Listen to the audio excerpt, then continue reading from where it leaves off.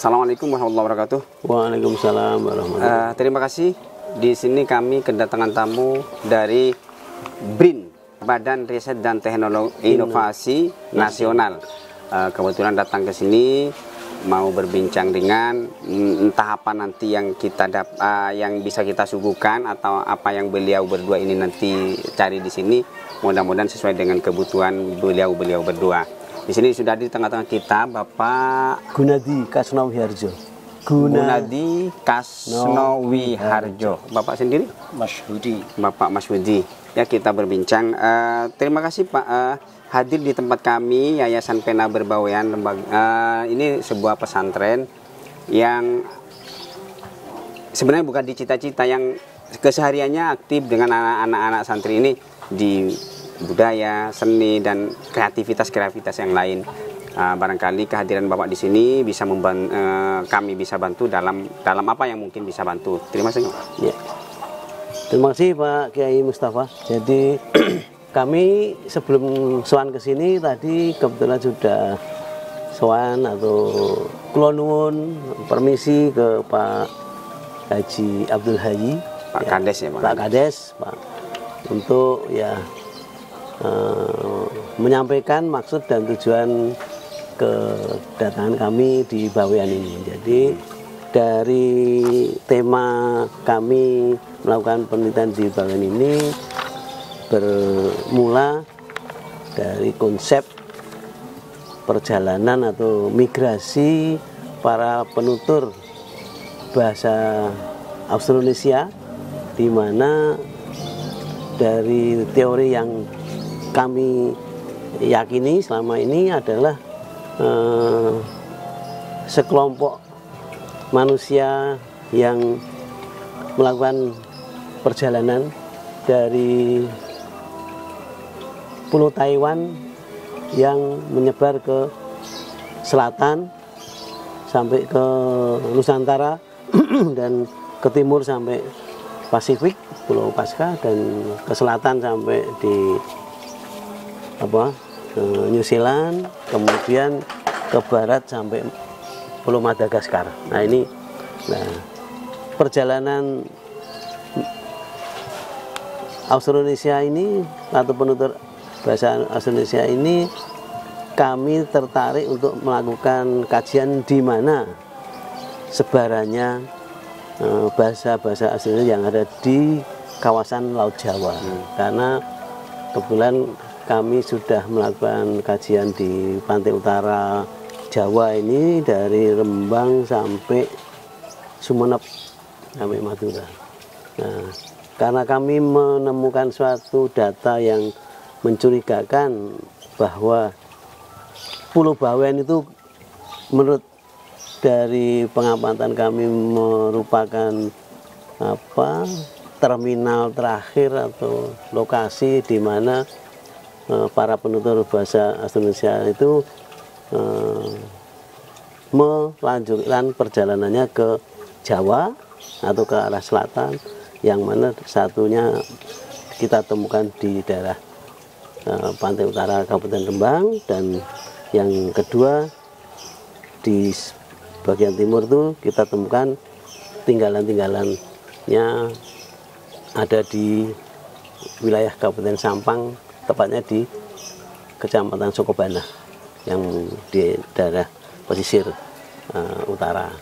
Nah, karena kami menemukan data yang kami perkirakan bahwa dari situs-situs atau teman-teman sisa-sisa budaya Austronesia di Rembang maupun di Sampang itu kami perkirakan berasal dari satu titik di Bawean ini, sehingga kami harus melakukan kajian-kajian atau melacak budaya-budaya yang ada di Pulau Bawean ini. Jadi titiknya bermula dari Bawean? Iya, tapi Bawean sendiri juga berasal dari luar wilayah Kalimantan ataupun Sulawesi. Karena sekali lagi kami sampaikan bahwa sebaran penutur bahasa Austronesia itu induknya itu ada di Taiwan. Jadi dari Taiwan mereka menyebar ke daerah selatan. Antara lain ke Nusantara itu ada yang sekarang kita kenal dengan bahasa Batak, bahasa Dayak, bahasa Bugis Makassar, bahasa Jawa, bahasa Madura, termasuk Bawean dan sebagainya. Nah, ini satu rumpun yang namanya rumpun bahasa Austronesia tadi. Nah, sehingga karena yang kita teliti itu para penuturnya itu dulu menggunakan perahu-perahu kayu, perahu-perahu bercadik yang bisa menahan gelombang-gelombang yang cukup besar, karena mereka dari Taiwan ke daerah Asia Tenggara ini kan melewati Laut Cina yang cukup ganas tentunya. Namun ternyata mereka mampu menembus Laut Cina yang cukup ganas tadi itu. Dan khusus di Pulau Bawean dan di pantai utara Jawa sampai Madura, kami selalu mencari lokasi-lokasi pantai yang berupa teluk-teluk. Karena teluk itu biasanya dan teluk-teluk yang pantainya berpasir. Karena ada juga teluk yang mungkin karena memang tidak secara alami tidak bisa menampung pasir, tidak akan dijadikan tempat bersandar atau sebagai pelabuhan perahu-perahu kayu itu. Karena pasir di situ fungsinya sebagai rem. Jadi kapal-kapal layar yang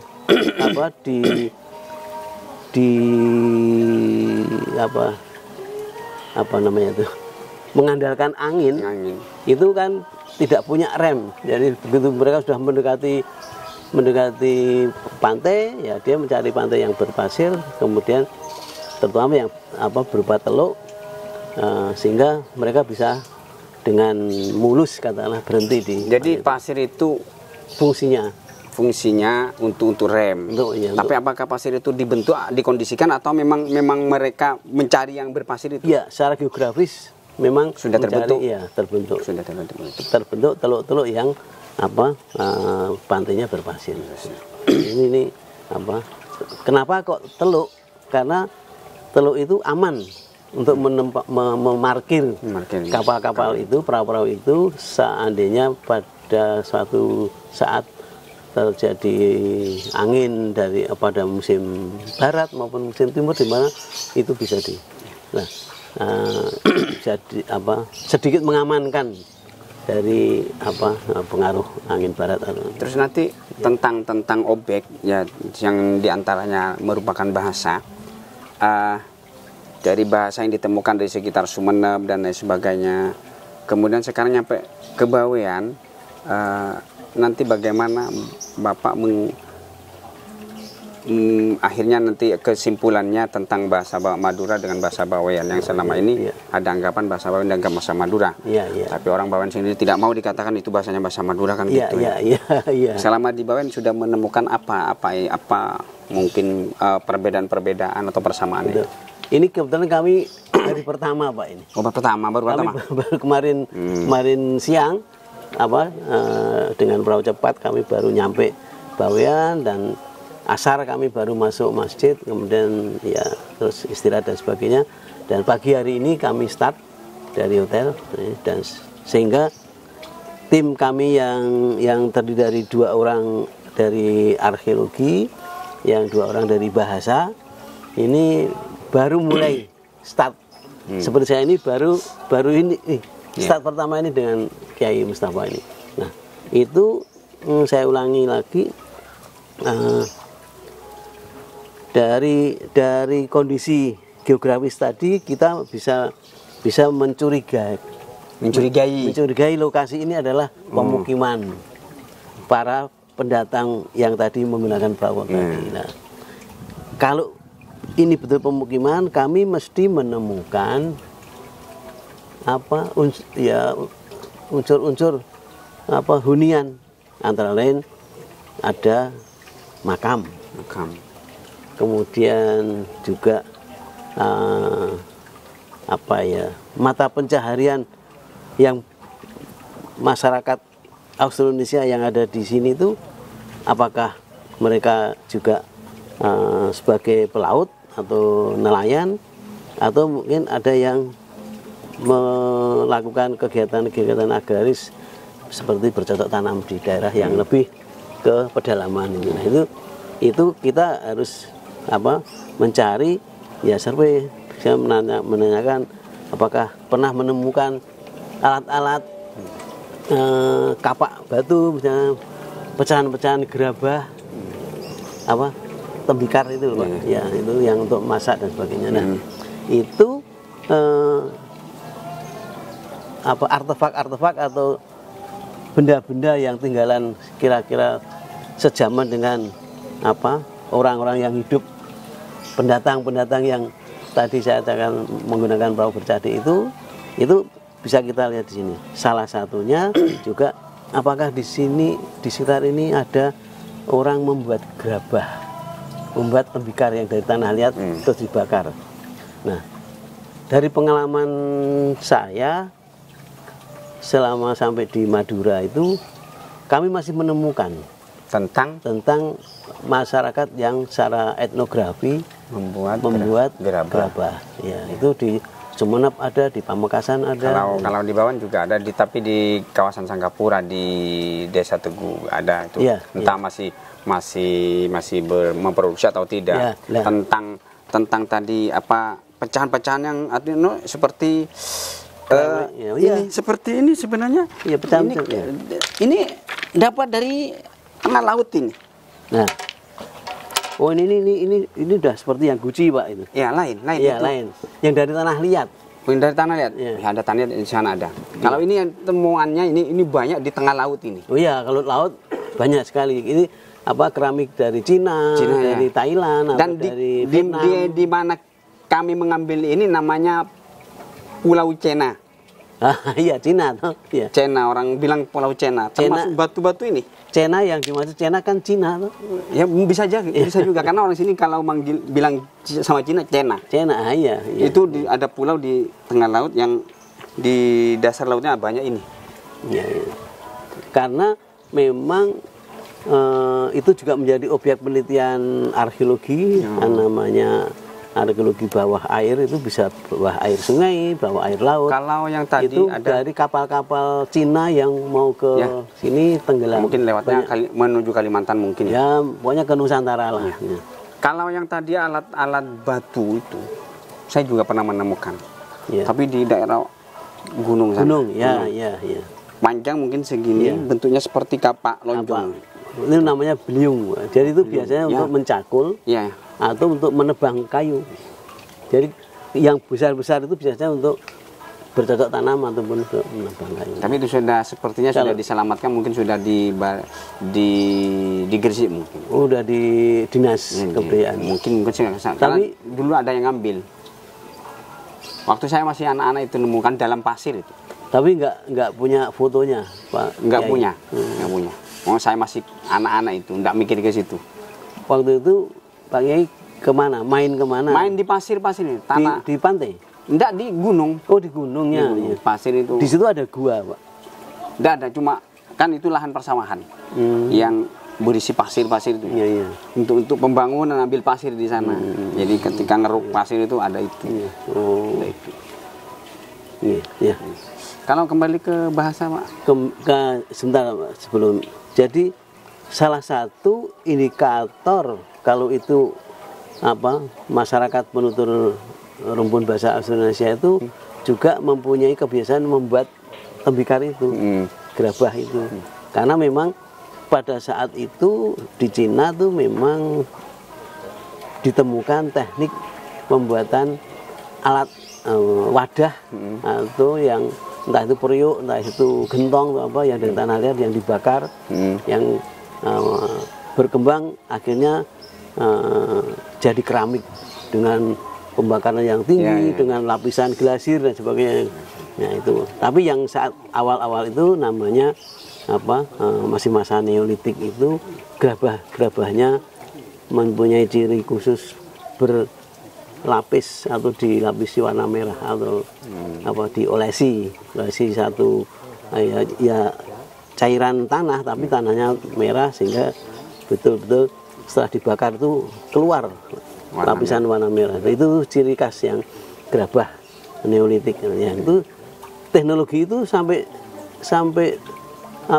di Bawean, sampai di Kangean, sampai di Madura, sampai di Jawa itu masih terus dilakukan, sehingga kita masih menemukan para pengrajin gerabah itu sampai tahun 2022 ini masih ada, teman-teman. Nah, kami kalau di Pulau Bawean ini juga masih menemukan data etnografi seperti itu, ya salah satu pendukung bahwa memang penutur asal Indonesia memang entah sekarang sudah masih produksi atau tidak, tapi yang jelas itu kan termasuk untuk ikan pindang itu jarangan ya, itu masih ya. Kalau itu masih ya, karena masih banyak yang menggunakan. Tapi masyarakat. Dari mana? Dari daerah Teguh itu. Barang itu dibikin di Desa Teguh nanti di Sangkapura. Sangkapura itu ya. Desa Teguh. Desa Teguh. Iya. Oke. Nah, ini data arkeologi kami itu antara lain ya, jadi temuan kapak atau beliung, entah itu yang panjang atau yang yang beliung-beliung bentuknya kecil, terus bentuknya begini Pak ya persis, yang ini tajamannya di sini tajamannya ya. Terus mereka kan menuturkan satu bahasa yang istilahnya itu rumpun bahasa Indonesia itu ada beberapa, karena kebetulan yang mereka langsung bersandar atau langsung mengokupasi atau menghuni kawasan Bawean di daerah sekitar Tambak, karena mereka datang sini kan kemungkinannya langsung mendarat, karena begitu melihat pulau besar gini ya udah mendarat di teluk-teluk tadi atau di muara-muara sungai besar. Tapi karena di sini nggak ada sungai besar yang muara di laut. Ada Tambak itu ada. Di Tambak itu itu termasuk dulu Jati ada. Memang itu selain teluk memang biasanya ada muara, dan mereka sedikit demi sedikit memasuki muara itu, mereka membuat perkampungan di situ. Di Sangkapura juga ada itu. Ya, nah terus kemungkinannya di Sangkapura yang sejaman dengan yang ada di Tambak, mungkin mereka lanjut aja lah menyusuri pantai timur, terus akhirnya masuk ke Sangkapura misalnya. Itu kemungkinan juga tidak tertutup kemungkinan. Nah, mereka kan menggunakan bahasa, Pak. Tapi bahasa yang mereka bawa mungkin untuk sesama satu rombongan perahu, entah berapa puluh perahu saat itu ya, kan bergelombang-gelombang mereka datang dari utara. Itu setelah ketemu dengan ras asli yang sebelum mereka datang itu sudah ada, mungkin yang menghuni gua-gua yang alatnya beliung-beliung panjang tadi itu ditemukan Yai di daerah hutan ya, daerah gunung. Di kampung itu nih, sebelah kampung. Tapi di atas gunung. Gunung ya. Itu kan menggunakan bahasa yang lain. Apakah mereka itu masuk ras Australomelanesis itu yang bukan Mongolit. Kalau yang Australasia tadi itu ya identik dengan Mongolit. Kasarannya ya Cina lah, Pak. Gitu. Tadinya itu 5.000 tahun sebelum Masehi itu mereka di lembah-lembah sungai besar di daratan Cina Selatan itu, Sungai Kuning dan sebagainya.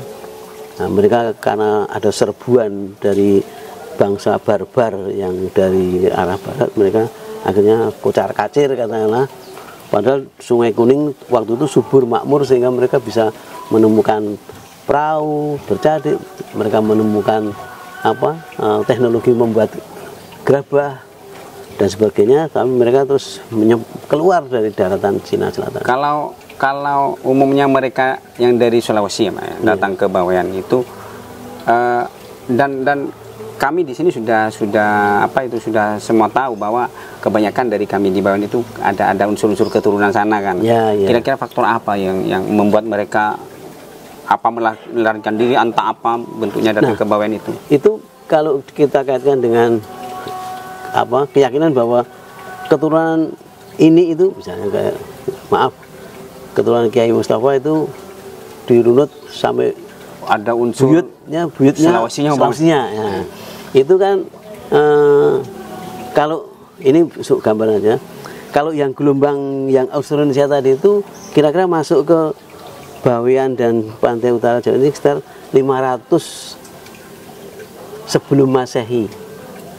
Nah, kalau yang datang ke sampai Kalimantan ataupun Sulawesi itu mungkin 1000 sebelum Masehi misalnya. Nah, atau 600 pokoknya lebih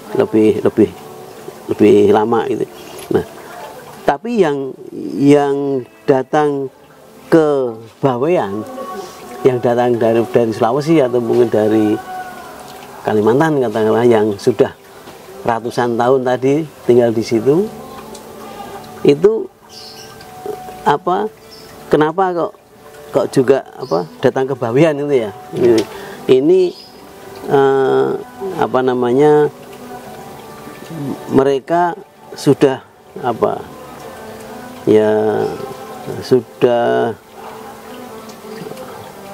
sudah terlalu terlalu jenuh katakanlah di sana. Ya mungkin populasinya sudah terlalu besar, ataukah mungkin mereka juga faktor penyebaran agama atau sekedar usaha mengasingkan diri atau menyembunyikan identitas kebangsawanannya begitu bisa? Ya itu kan mungkin secara kelompok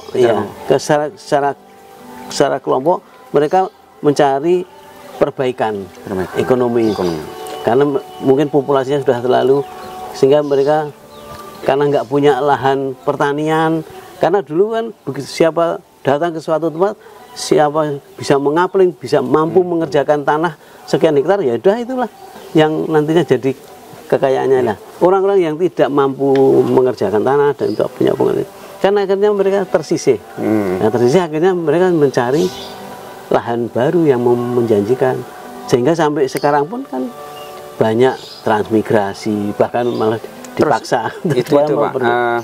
Saya kira itu Pak. Penghuni sebelumnya, penghuni yang asal di Bawean itu sudah pernah diketemukan enggak?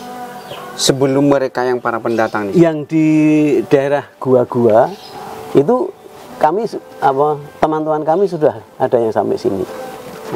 Kalau saya terus terang meneliti ini karena ya menelitinya waktunya itu tadi maksimal itu yang 500 sebelum Masehi. Tapi yang meneliti yang saya matur tadi Pak Kiai itu teman-teman kami sudah melakukan penelitian di gua-gua. Mereka menemukan alat-alat yang memang betul-betul lebih tua daripada yang itu, yang yang saya tadi cerita, yang memakai perahu bercade, membuat gerabah dan sebagainya. Itu mereka lebih mudah. Kalau kembali lagi ke bahasa tadi, kan bahasa mereka kan beda dengan bahasa yang penghuni pertama. Terus tapi kan terus bercampur ini kan akhirnya anak-anaknya mungkin terjadi kawin mawin, ya anaknya kan kemungkinan campur dua bahasa, mungkin dialeknya, intonasinya juga. Terus bercampur lagi dengan yang dari mana mungkin ada lagi yang untuk periode berikutnya itu orang yang sudah dari Bawean sudah sampai ke Sampang, ke Sokobanya, yang dari Bawean juga ada yang sampai ke Rembang dan sebagainya. Mereka suatu saat juga jadi nelayan, akhirnya mencari ikannya sampai ke Bawean, mungkin di sini kecantol dengan di sini, akhirnya kawin di sini, campur lagi bahasa Bawean itu seperti yang sekarang ini itu yang ada misalnya tadi mata itu apa namanya, teman kami yang sekarang mewawancarai Pak Kiai itu nanti akan menemukan bahasa Bawang itu berarti yang dari asli Austronesia itu kalau dibandingkan dengan Bugis, dengan Makassar, dengan Madura, sehingga sekarang ini yang diteliti bahasa Jawanya Rembang itu kan bisa dengan bahasa Jawanya Jogja, bahasa Jawanya. Nah, yang diteliti sekarang ini bahasa Bawean. Maduranya Bawean, kan bisa akan beda dengan bahasa Maduranya Sampang. Ya. Nah, dan Cuma itulah nanti akan diketahui. Begini. Memang yang di Bawean itu lebih awal. Kalau sini kan begini.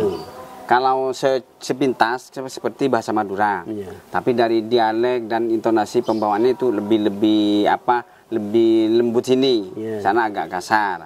Tapi orang Bawean sini tidak mengakui. Ada juga teman saya yang ketika presentasi, ketika uji tentang bahasa Bawean di S2-nya, yang kata menurut dosen dia tidak diakui kalau Bawean itu etnis tersendiri, dianggap etnis Madura. Ada di sini juga pernah kami kedatangan 3 bulan orang Sunda, ngakunya Bawean ini bahasanya lebih banyak ke Sunda. Menurut dia cara-cara penggunaan kalimat-kalimatnya. Pertanyaan kami pada saat itu, kalau orang Bawean secara dahirnya sepertinya bahasa Madura, tapi secara tetesan darah tadi banyak lebih ke Sulawesi. Kemudian dia juga ngaku bahwa leluhurnya juga di Bawean, yang Sunda itu tadi. Nah, coba bahasanya ini persis dengan bahasa Sunda, ini bahasa Sunda. Terus pengucapan seperti we. Kalau huruf W sini lebih kepada cenderung kepada B. Jawa, wa jadi be, cebe. Dan banyak lagi.